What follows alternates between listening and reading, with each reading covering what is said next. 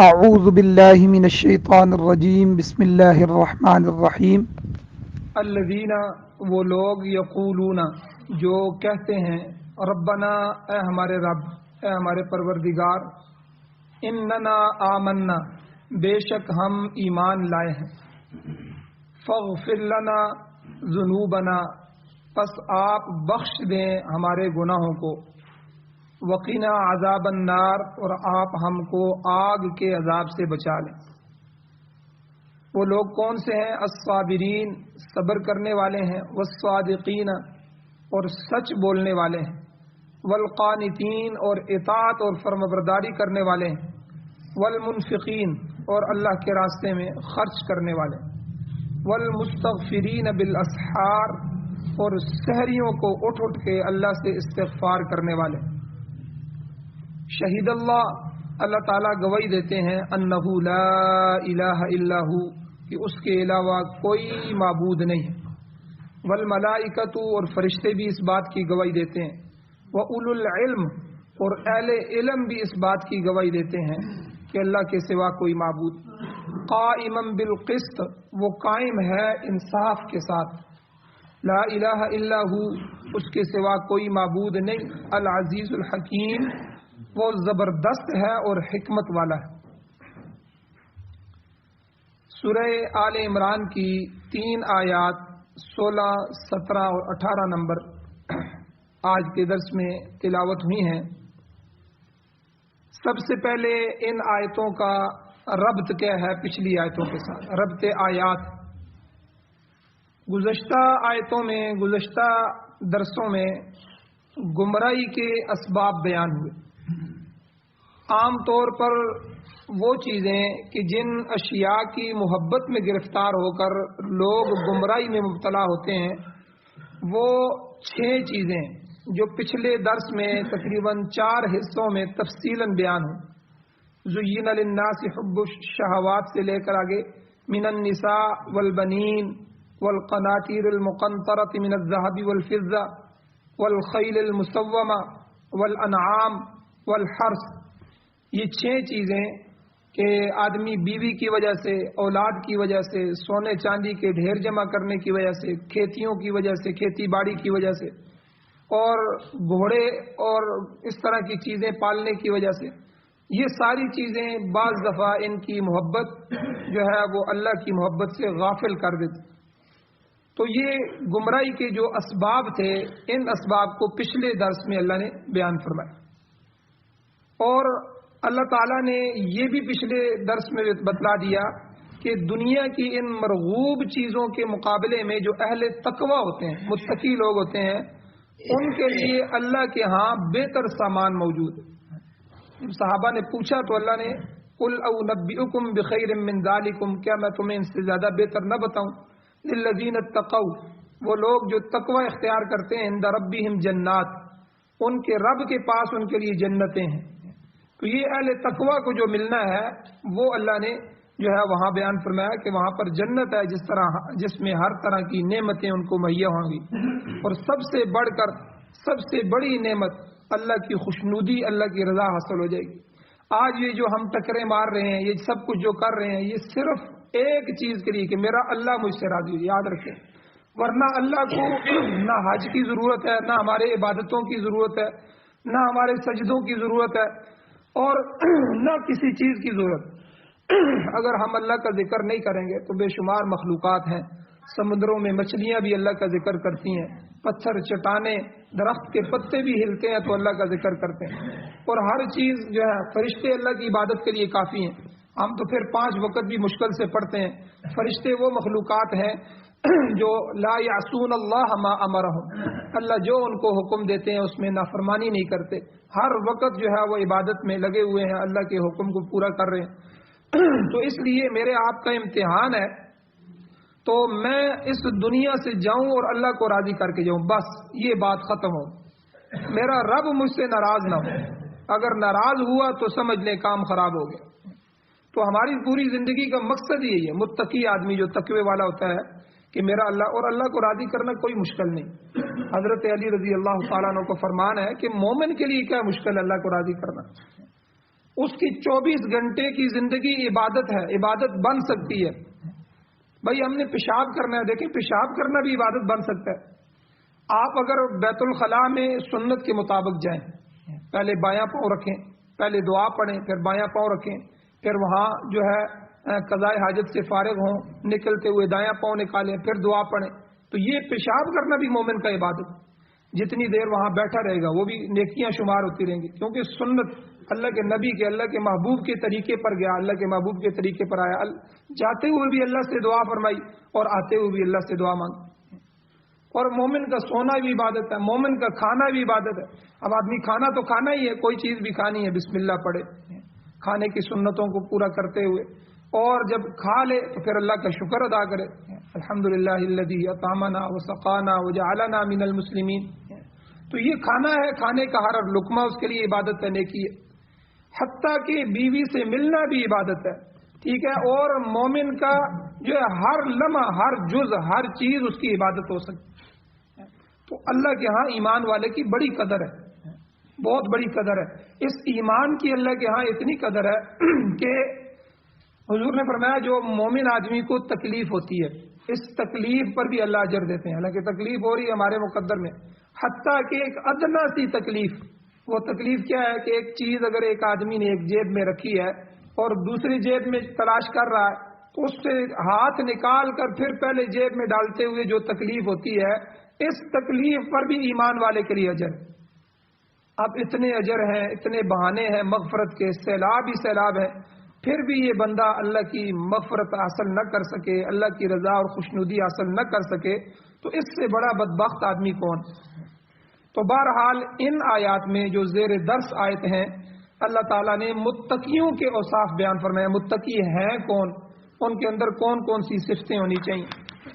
تو اب اللہ نے فرمایا کہ جنت کے وارث وہ لوگ ہوں گے الذین یقولون ربنا، سب سے پہلے وہ کہتے ہیں، اب ان کی دعائیں کیا ہے، وہ اللہ سے کیا مانگتے ہیں، کیا الفاظ ہیں ان کے، ربنا اننا آمنا، اے ہمارے پروردگار سب سے پہلے ہم ایمان کا اقرار کرتے ہیں، ہم بے شک ہم آپ پر ایمان لائیں۔ یہ بنیادی عقیدہ ہے ایمان، اس بنیادی عقیدے کا اظہار کرنا اللہ کے سامنے، اللہ کو یقین دلانا، اے اللہ ہم آپ کے ہی ہیں، ہم غیروں کے نہیں ہیں، آپ ہمارے پروردگار ہیں، ہم آپ پر ایمان لائیں۔ اب ایمان کس پر ہے؟ اے اللہ تیری وحدانیت پر ہم ایمان رکھتے ہیں، تو اکیلا ہے، تیرے ساتھ کوئی شریک نہیں۔ تیری صفات پر ہم ایمان رکھتے ہیں، جو تیری صفتیں ہیں وہ کسی کے اندر نہیں ہے، تو اپنی ذات میں بھی اکیلا ہے، تو اپنی صفات میں بھی اکیلا ہے۔ اے اللہ تیرے بھیجے ہوئے پیغمبروں، نبیوں اور رسولوں پر ایمان رکھتے ہیں، جن جن کو تو نے بھیجا، جہاں جہاں جس وقت تو نے ان قوموں کی بھلائی کے لیے، ان کی ہدایت کے لیے بھیجا، اے اللہ تیرے سارے پیغمبر برحق گزرے ہیں، ہم ان پر ایمان رکھتے ہیں۔ اے اللہ تیری مخلوق فرشتوں پر ایمان رکھتے ہیں، ان کو تو نے پیدا کیا، مختلف ڈیوٹیاں ان کو دیں، مختلف کام تو ان سے لیتا ہے۔ اے اللہ روز قیامت پر ہم یقین رکھتے ہیں، ایمان رکھتے ہیں، ایک دن تیری طرف سے وہ آنے والا ہے جب تو ہمیں اپنے سامنے کھڑا کرے گا اور تو حساب لے گا، اے اللہ اس کا ہم یقین رکھتے ہیں، اس پر ہم ایمان رکھتے ہیں۔ یہ ایمان کا اعتراف ہے سب سے پہلے، الذین یقولون ربنا اننا آمنا۔ اے مولا کریم جب ہم اعتراف کر چکے ہیں، اب اعتراف کے بعد پھر دعا کرنی ہے، مغفرت مانگنی ہے۔ اب آگے کہتے ہیں فاغفر لنا ذنوبنا، اے مولا کریم تو نے ہمیں ایمان کی دولت دی، ایمان دے کر اپنی پہچان کروائی، ورنہ ہمیں کیا پتا تھا، کافر تھے مشرکین مکہ، ان کو پتہ ہی نہیں تھا خدا کیا ہے، کبھی پتھر کے سامنے سجدہ، کبھی جو ہے زمین کے سامنے سجدہ، کبھی کسی چٹان کے سامنے سجدہ۔ تو اللہ تو نے ایمان دیا، ایمان کی دولت دے کر تو نے اپنی پہچان کروائی، اے اللہ ہم تیرے بندے ہیں، پس اب ہمارے گناہ بھی معاف کر دے۔ اے اللہ جس قدر بھی غلطیاں ہوئیں، کوتاہیاں ہوئیں، لغزشیں ہم سے سرزد ہو چکی ہیں، ان سے درگزر فرما۔ یہ دعا پہلے ایمان کا اعتراف، پھر دعا مغفرت کی۔ یہاں پر مفسرین اکرام نے، امام راضی رحمۃ اللہ علیہ اور دیگر مفسرین نے بڑا عجیب نقطہ بیان فرمایا۔ انہوں نے کہا کہ یہ جو بخشش ہے اللہ کی طرف سے، بخشش، بخشنا، اس کا مبنا ایمان ہے، اس کی بنیاد ایمان ہے۔ ایمان کے بغیر بخشش نہیں ہوگی۔ یہ کافر لوگ جتنی بھی نیکیاں کرتے ہیں، کافروں میں سے بڑے بڑے کافر ہیں، یورپ کے بڑے بڑے جو ہے، کوئی پیسے کوئی کیا کرتے ہیں، یہ غریب ملکوں کے لیے تعاون کرتے ہیں، تو یہ جتنی بھی تعاون ہے ان کے، یہ سارے تعاون بظاہر تو نیکیاں ہیں، کسی جگہ پل بنا دیا، کسی جگہ رفائی کام بنا دیا، کسی طرح غریب علاقوں میں جا کے اسپتال بنا دیے، اسکول بنا کے ان کو دے دیے، اور اس طرح کی بہت ساری چیزیں وہ کرتے رہتے ہیں، تو ان کو کوئی ثواب نہیں، ثواب ان کے لیے نہیں۔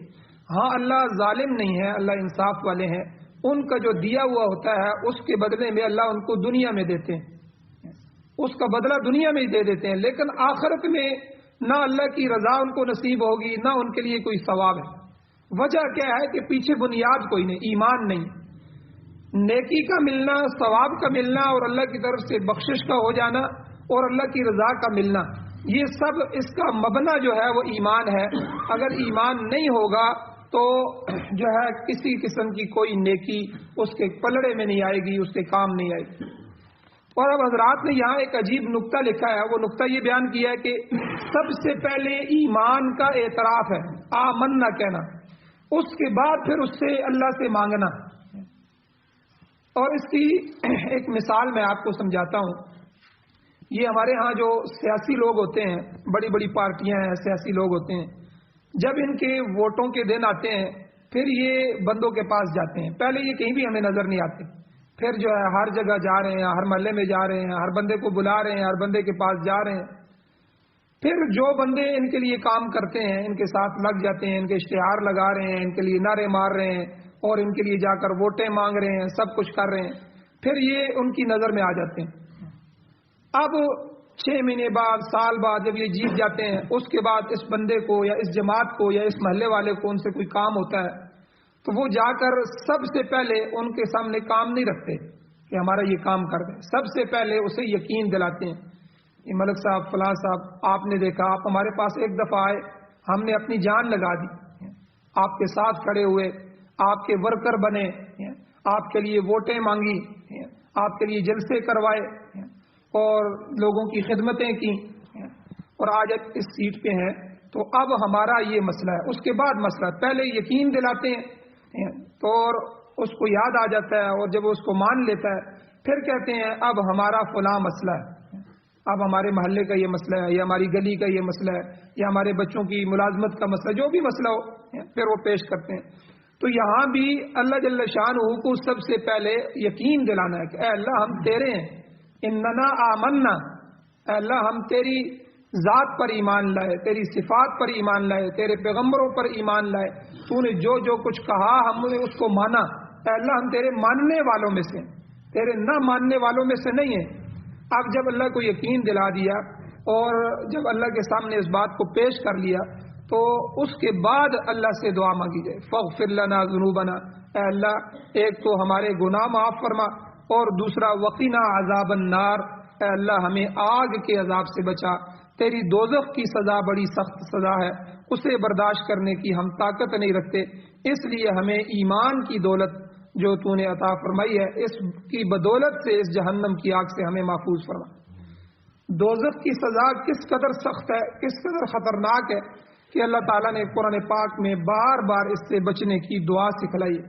ایک جگہ فرمایا ربنا آتنا فی الدنیا حسنۃ وفی الآخرۃ حسنہ وقنا عذاب النار، یعنی اللہ سے مانگو اے اللہ ہمیں دنیا میں بھی بھلائی عطا فرما، آخرت میں بھی بھلائی عطا فرما، اور ہمیں آگ کے عذاب سے محفوظ فرما۔ دوسری جگہ اللہ نے فرمایا ربنا انک من تدخل النار فقد اخزیتہ، اللہ کہتے ہیں تو کہ یہ دعا مجھ سے مانگو، ربنا اے ہمارے پروردگار، انک من تدخل النار، جس کو تو نے جہنم میں ڈال دیا، جو چلا گیا، فقد اخزیتہ، تحقیق تو نے اس کو ذلیل کر دیا، اس کو خوار کر دیا، وہ ذلیل ہو گیا اور رسوا ہو گیا جو جہنم میں چلا گیا، اے اللہ ہمیں اس رسوائی سے بچا، اس ذلت سے ہمیں بچا۔ تو اہل تقوی کی یہ صفات ہیں کہ وہ ایمان کی دولت سے مالا مال ہوتے ہیں، پھر اللہ تعالیٰ سے اپنے گناہوں کی بخشش چاہتے ہیں اور دوزخ کے عذاب سے رہائی کے طالب بن جاتے ہیں۔ اب اہل تقوی کی فہرست اللہ نے بیان فرمائی. ہر بندہ کہتا ہے میں بھی متقی ہوں، لیکن اللہ نے آگے ان کی صفات بیان فرمائی کہ متقی ہیں کون سے لوگ، وہ کون سے لوگ ہیں جن کو متقی کہا جاتا ہے. تو اہل تقوی کی فہرست میں سب سے پہلے فرمایا الصابرین. ان کی ایک صفت یہ ہے کہ وہ صبر کرنے والے ہیں. اور علماء نے صبر کی 3 قسمیں لکھی ہیں. صبر عن الطاعہ کہ اطاعت پر جم جانا، اللہ کی اطاعت پر صبر کرنا، اور صبر عن المعصیہ گناہوں سے بچنے پر صبر کرنا، اور صبر علی المصیبہ مصیبت کے وقت صبر کرنا. ہم تو صرف اس مصیبت کے والے کو صبر سمجھتے ہیں، باقی 2 کو نہیں سمجھتے. اس لیے 3 قسمیں ہیں کہ اے اللہ جب آپ کی اطاعت کا وقت آتا ہے تو یہ مشکل نہیں ہوتا، ہمارا نفس ہم کو روکتا ہے، شیطان روک رہا ہوتا ہے، اور بڑی مشکل سے آدمی جو ہے آتا ہے تو اور اللہ کی حکم کو مانتا ہے. تو اس لیے صبر علی الطاعہ، اللہ آپ کی اطاعت پر بھی ہم جمنے والے ہیں، صبر کرنے والے ہیں. اور نفسانی تقاضے جب آتے ہیں، گناہ سامنے آ جاتا ہے، اس سے نفسانی تقاضوں سے گناہوں سے بچنے کے لیے جو صبر ہوتا ہے، اے اللہ صبر علی المعصیہ، اس معصیت اور گناہ سے بچنے پر صبر کرنا یا اللہ یہ بھی.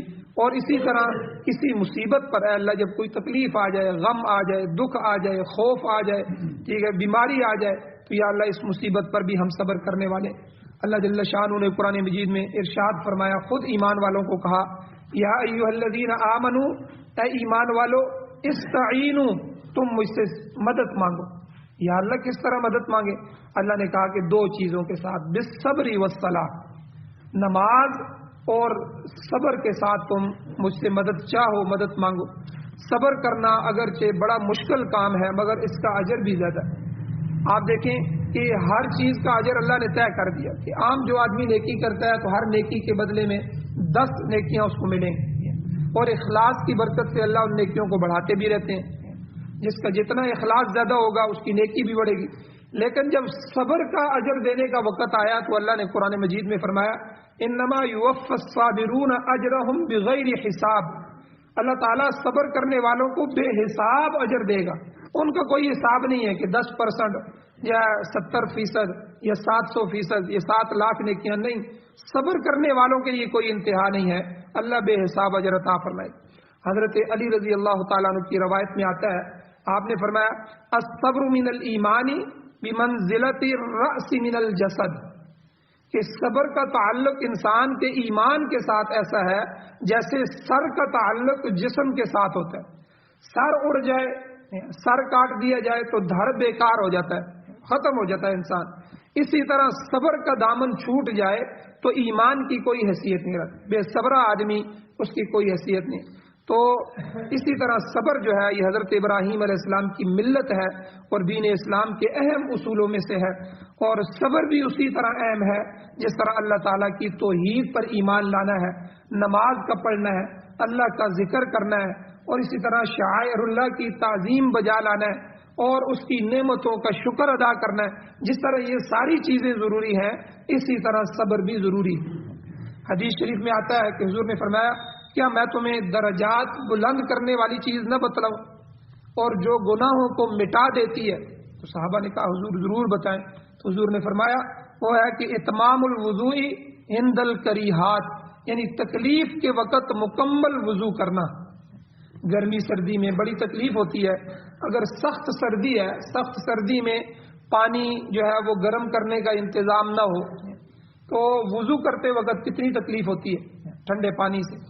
آج کل تو مسجدوں میں ہوتے ہیں، پہلے مسجدوں میں بالکل نہیں ہوتے تھے، اسی طرح ہوتا تھا. تو جو ہے لیکن اگر کسی جگہ نہ ہو یا تکلیف ہو تو کتنا مشکل ہوتا ہے وضو کرنا، اور بعض اوقات جو ہے بندے کے ہاتھ پاؤں بھی پھٹ جاتے ہیں.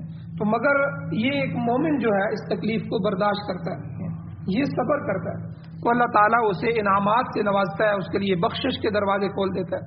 اور بعض گرم علاقوں میں وہاں ٹھنڈے پانی کی ضرورت ہوتی ہے تو مگر وہ پانی ٹھنڈا نہیں ہوتا، وہاں گرم ہوتا ہے. یا گرمیوں میں ٹھنڈے پانی سے بندہ کہتا ہے اعتدال والا پانی ہو، وہاں اگر ٹینکی گرم ہو، پانی گرم ہو، گرم پانی سے وضو کرنا کتنا مشکل ہوتا ہے. تو ایک مومن اللہ کی رضا کے لیے یہ تکلیف بھی برداشت کرتا ہے، صبر کا دامن نہیں چھوڑتا.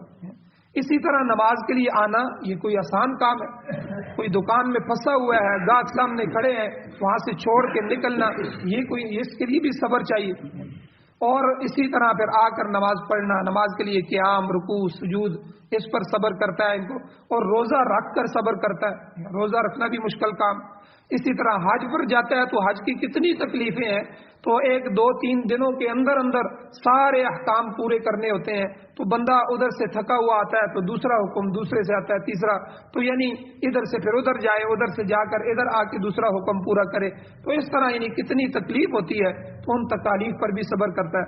سب سے بڑھ کر صبر جہاد کے موقع پہ کرتا ہے، سر دھڑ کی بازی لگا دیتا ہے۔ حضور علیہ الصلوۃ والسلام کا ارشاد ہے، حضور نے فرمایا ان الجنت تحت ظلال السیوف، کہ جنت تلواروں کے سائے کے نیچے ہے۔ اللہ نے جنت کو تلواروں کے سائے، جسے جنت کی خواہش ہے وہ جہاد میں چمکتی ہوئی تلواروں اور بڑھتے ہوئے تیروں اور نیزوں سے نہیں ڈرتا، تو یہ اس کے صبر اور استقامت کی انتہا ہے۔ اسی طرح اپنے عزیز متاع کو، عزیز مال کو اور دولت کو اللہ کی راہ میں خرچ کرنا، یہ بھی صبر ہے۔ یہ بھی آسان کام نہیں ہے کہ اپنے جیب سے پیسہ نکال کر کسی کو دینا، ٹھیک ہے، اور کسی جگہ اللہ کے راستے میں خرچ کرنا، تو یہ صبر کی مختلف صورتیں ہیں۔ اور اسی طرح صبر کی ایک اور بڑی صورت کہ کسی تکلیف یا صدمے کے وقت صبر کرنا، مال ضائع ہو گیا، جائیداد ضائع ہو گئی، ٹھیک ہے، کوئی عزیز فوت ہو گیا، کوئی بزرگ فوت ہو گیا، کسی چیز کا خوف مسلط ہو گیا، تو ایسی حالت میں صبر کا دامن تھامنا یہ بہت بڑا اصول ہے۔ آپ یاد رکھیں، اسی اصول کو چھوڑ کر شیعت اور رافضیت پیدا ہوئی ہے۔ جس اصول کو امام حسین رضی اللہ تعالیٰ عنہ نے آخر دم تک نہیں چھوڑا، صبر کیا، اور اسی اصول کے ان کے نام لیوا جو ہیں انہوں نے چھوڑ کر، ترک کر کے بے صبری کا انتہائی مظاہرہ کیا۔ آپ دیکھیں، رونا، پیٹنا، واویلا کرنا، منہ نوچنا، چھریاں مارنا، چھاتیوں کو پیٹنا، اور اسی طرح بالوں کو پراگندہ کرنا، سر میں خاک ڈالنا، یہ کون سے اصول ہیں؟ یہ تو سب بے اصولیاں ہیں، بے صبریاں ہیں۔ حضرت علی رضی اللہ تعالیٰ عنہ کو دیکھیں، انہوں نے صبر کے اصول کو قائم رکھا۔ حضرت عثمان رضی اللہ تعالیٰ عنہ شہید ہو گئے، لیکن بے صبری نہیں کی، صبر کے انتہا کو پہنچے، اس پر آنچ نہیں آنے دی۔ حضرت عمر رضی اللہ تعالیٰ عنہ نے صبر کا کمال مظاہرہ کیا۔ تو آج ہم اس ذرّی اصول کو چھوڑ کر کیسے کامیاب ہو سکتے ہیں، کیسے فلاح پا سکتے ہیں؟ بہرحال اللہ تعالیٰ نے اس مقام پر صبر کرنے والوں کی تعریف بیان کی ہے، اس کا عام اعلان اللہ نے فرما دیا قرآن مجید میں، ان اللہ مع الصابرین، بے شک اللہ تعالیٰ صبر کرنے والوں کے ساتھ ہے۔ تم اگر اللہ کو پانا چاہتے ہو تو صابرین میں داخل ہو جاؤ، خود صبر کرنے والے بن جاؤ۔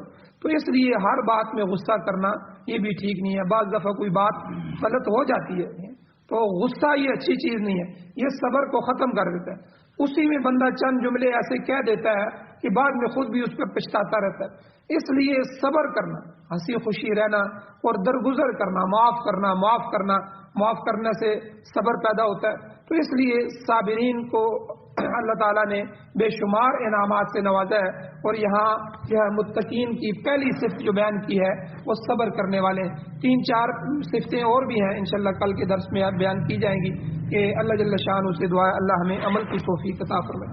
آمین۔ الحمدللہ رب العالمین، والعاقبۃ للمتقین، والصلاۃ والسلام علی رسولہ النبی الامی الکریم۔ اے اللہ ہماری کمیوں کوتاہیوں کو معاف فرمائیے، یا اللہ درگزر فرمائیے، صغیرہ کبیرہ گناہوں کو معاف فرمائیے۔ یا اللہ ہم کمزور ہیں، ہماری کمزوریوں سے درگزر فرمائیے، پردہ پوشی فرمائیے۔ یا اللہ جس طرح آپ نے ہمارے گناہوں کو دنیا میں چھپا کے رکھا ہے، کل میدان محشر میں ہم کو رسوا نہ فرمائیے۔ یا اللہ ہمارے نامہ اعمال کو دنیا کے سامنے نہ کھولیے۔ یا اللہ بغیر حساب کتاب کی جنت میں داخلہ نصیب فرمائیے۔ یا اللہ قرآن و سنت سے محبت نصیب فرمائیے، قرآن و سنت کا غلبہ نصیب فرمائیے۔ یا اللہ پوری دنیا کے باطل نظاموں کو ختم فرمائیے، اپنے نظام کا غلبہ ہمیں نصیب فرمائیے۔ یا اللہ جو مظلوم ہیں، مقروض ہیں، ان کی مدد و نصرت فرمائیے۔ یا اللہ مقروضوں کے قرض پورے کرنے کے اسباب پیدا فرمائیے۔ یا اللہ جو بیمار ہیں، اسپتالوں میں ہیں یا گھروں میں ہیں، یا اللہ روحانی بیمار ہیں یا جسمانی بیمار ہیں، ان کو شفاء کاملہ عاجلہ مستمرہ عطا فرمائیے، دائمی صحت عطا فرمائیے۔ یا اللہ جو ایمان کی حالت سے اس دنیا سے جا چکے ہیں، یا اللہ ان سب کی بخشش فرمائیے، ہماری دعاؤں کو محض اپنے فضل و کرم سے قبول فرمائیے۔ صلی اللہ تعالی علی خیر خلقہ محمد و آلہ و صحبہ اجمعین برحمتک یا ارحم